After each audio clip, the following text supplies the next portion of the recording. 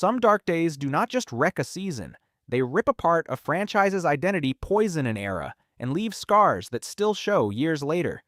For some teams, the worst day was a scandal.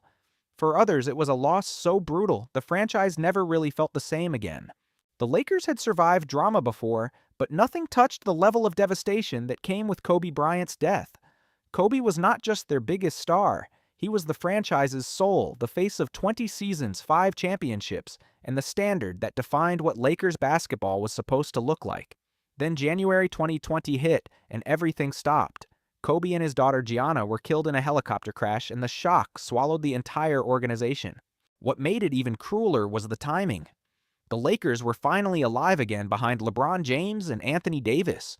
LeBron had just passed Kobe on the all-time scoring list. Hours later, celebration turned into grief. Practices stopped.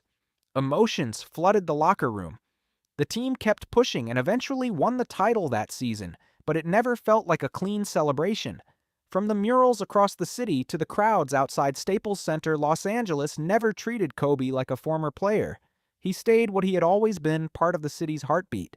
For the Clippers, the darkest day did not come from an injury or a playoff collapse. It came from the owner. In 2014, Donald Sterling's leaked racist comments detonated in public and dragged the entire franchise into chaos at the worst possible moment.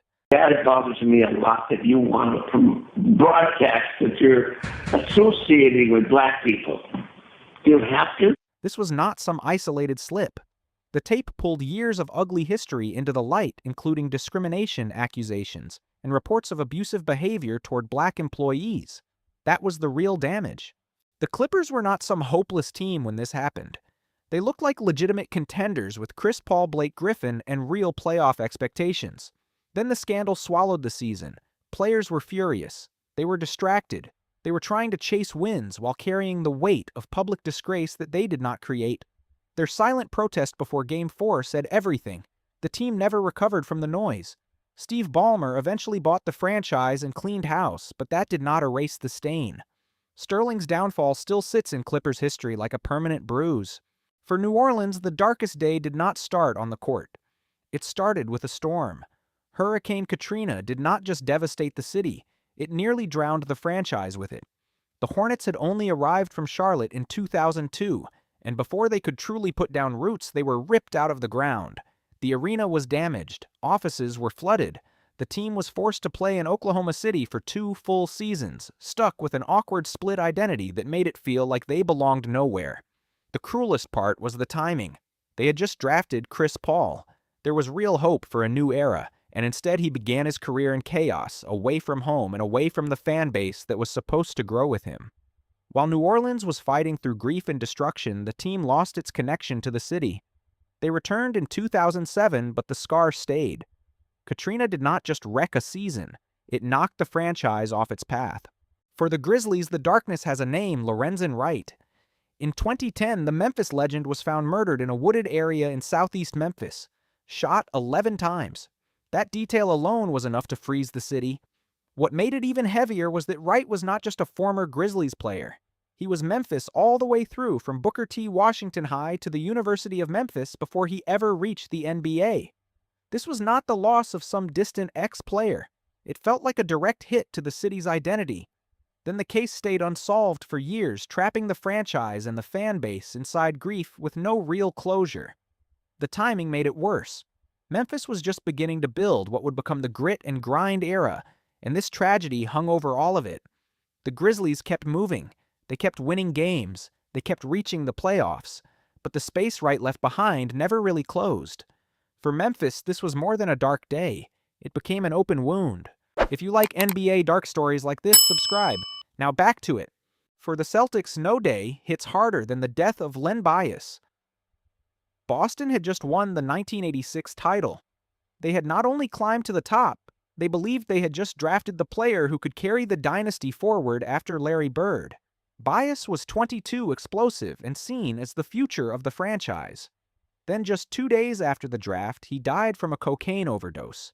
It was the kind of shock that a franchise cannot process in real time. A dream was dead before it even got on the floor. That is what makes this one so brutal. Bias never played a single NBA game for Boston, yet his loss still changed the direction of the franchise's history. The Celtics went from celebration to grief in an instant, and the greatest what if in team history was born right there. The banners still hang. The legacy is still massive, but Len Bias remains buried beneath all of it like a wound that never fully closed. For the Thunder, the darkest day was the day the franchise was born. In 2008, the Seattle SuperSonics officially became the Oklahoma City Thunder, ending 41 years of basketball history in Seattle. For Oklahoma City, it was a beginning. For everyone else, it felt like a theft. That bitterness only grew when Clay Bennett's public promises about trying to keep the team in Seattle collided with court-revealed emails that made the move look planned from the start. Seattle did not just lose a basketball team. It lost a piece of civic memory, a franchise with a 1979 title, and legends like Gary Payton attached to it.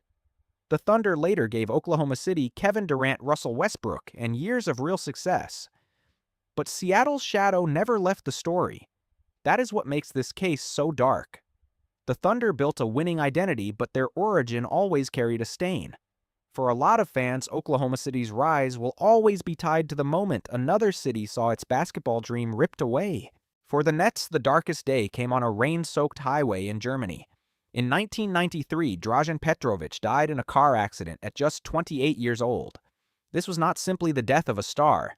It was the violent end of a future New Jersey believed it had finally found. Petrović had just averaged 22.3 points per game and earned all NBA honors. He was no longer just an exciting talent. He had become the face of the franchise, the player who could drag the Nets into a completely different era. Then it all stopped in one moment. The locker room broke. A young rising core lost its heart overnight. But the impact stretched way beyond New Jersey. Petrović was a global symbol, one of the European pioneers who helped open the door for the stars who came later. The Nets retired his number, but that never filled the hole.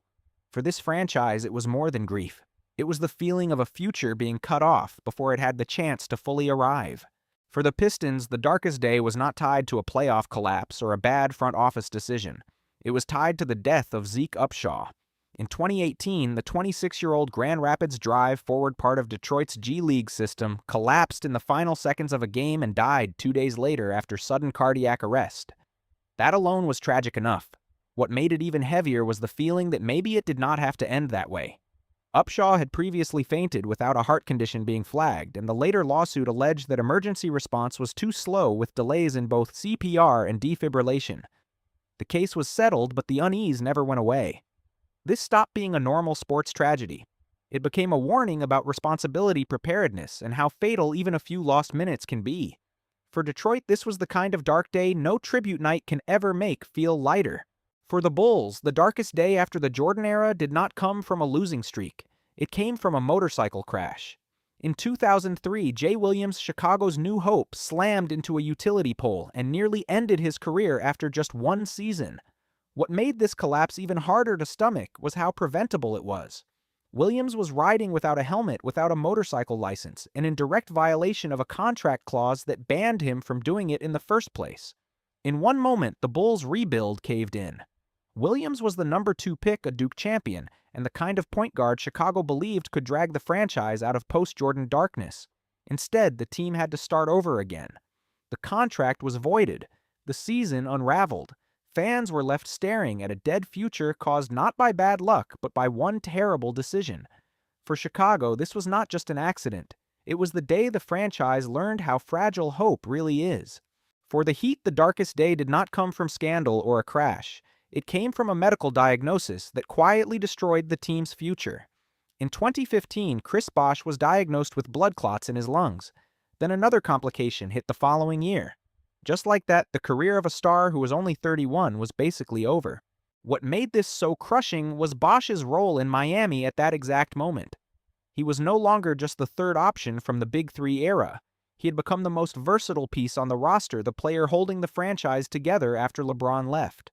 When Bosh disappeared, Miami did not just lose points or talent. It lost structure. A real shot at rebuilding into an Eastern Conference threat got choked off in the middle of the process.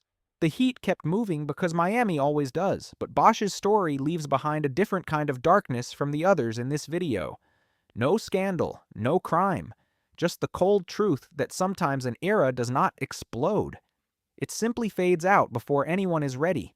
That is what makes the darkest days in NBA history so haunting. Some teams lost a superstar, some lost their future, and some were never fully the same again after that day.